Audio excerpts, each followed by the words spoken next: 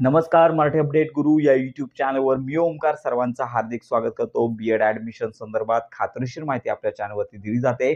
सध्या तरी पहिला कॅप राउंड संपलेला आहे आणि पोर्टलवरती प्रत्येक कॉलेजेसनुसार किती विद्यार्थ्यांचे ॲडमिशन झालेले आहेत ते उपलब्ध झालेले आहेत.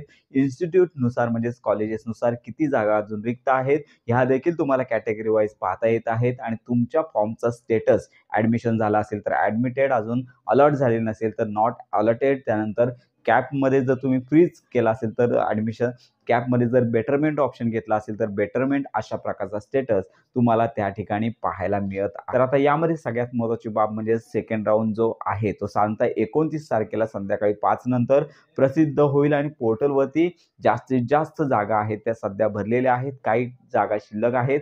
त्यामुळे सगळ्यांना विनंती की कॅप राऊंड 2मध्ये जर तुमचं ॲडमिशन होत असेल, तुम्हाला जर कॉलेजेस मिळत असतील तर प्रवेश घ्यायचा आहे. कारण का जसा पुढचा कॅप राऊंड लागत जातो तशा या जागा कमी होत जातात. त्यामुळे अशा प्रकारे पोर्टलवरती जे कॉलेजेस आलेले आहेत, ज्या रिक्त जागा आलेल्या आहेत त्या पाहायच्या आहेत. कारण पोर्टलवरती जागा पाहून घ्यायच्या आहेत. कॅप राऊंड 2मध्ये तुम्हाला काहीच करता येणार नाहीये आणि जे विद्यार्थी ऑप्शन फॉर्म ज्यांनी भरलेला नाहीये किंवा ज्यांनी कॉलेज पहिल्या क्रमांकाचं लागलेलं असेल परंतु त्यांनी घेतलं नाहीये किंवा ज्यांनी कॉलेज लागल्यानंतर प्रोसेस केली नाहीये, फक्त बेटरमेंट ऑप्शन घेतला असेल तर त्यांना पुढे संधी मिळणार आहे.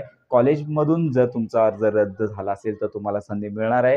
तर अशा प्रकारे आता कॅप राउंड 2ची प्रतीक्षा करायची आहे. अशा प्रकारे कॅप राउंड 2ची प्रतीक्षा करायची आहे. या संदर्भात वेळोवेळी माहिती आपल्या चॅनलवरती दिली जाते. तर अशा प्रकारे बी-एड कॅपची जी सर्व याद्या आहेत त्या तुम्हाला पाहून घ्यायच्या आहेत. त्यानंतर ज्यांनी अजून रजिस्ट्रेशन केले नाहीये त्यांना कॅप राउंड 3 आणि इन्स्टिट्यूट लेव्हल या प्रकारचे जे राउंड आहेत यामध्ये संधी मिळते. पण लक्षात घ्या, कॅप राउंड 1, 2, 3 याच्यामध्ये जर तुमचं ॲडमिशन होत असेल तर स्कॉलरशिप किंवा कमी फी भरावी लागेल.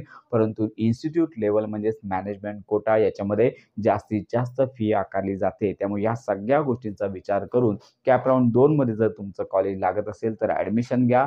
तर अशा प्रकारे ही आताची महत्त्वाची माहिती सर्वांपर्यंत नक्की पोहोचवा. बी-एड कॅप प्रोसेस संदर्भात खात्रीशीर माहिती करता आपल्या मराठी अपडेट गुरु या यूट्यूब चॅनलच्या कनेक्टमध्ये राहा.